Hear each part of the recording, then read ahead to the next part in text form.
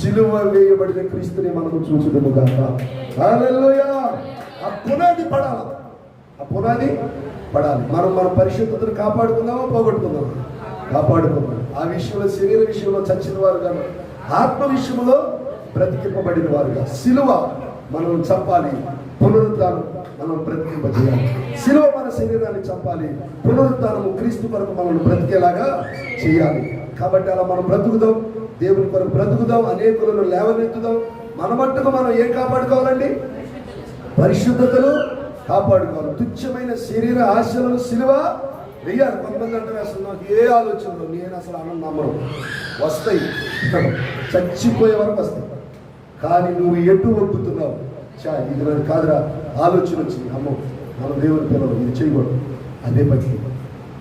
మనం దేవుని పిల్లలు, అక్కడికి వెళ్ళకూడదు, అదే భక్తి. ఈ పాపంలో నేను పాల్పంచుకోకూడదు, అదే భక్తి. అలా తిరిగి వచ్చి పాపము నుండి వెనక్కి వచ్చి మన పరిశుద్ధతను కాపాడుకుందుము గాక. హల్లెలూయా.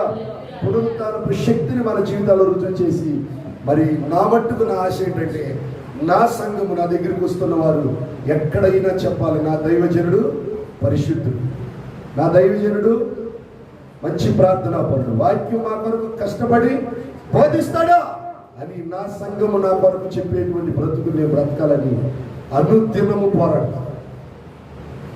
ఎంత ప్రసంగికుడు అయితే సాక్ష్యం పొంది ఏముందండి? ఎంత ప్రార్థన పరుడు అయితే సాక్ష్యం పొంది ఏముంది?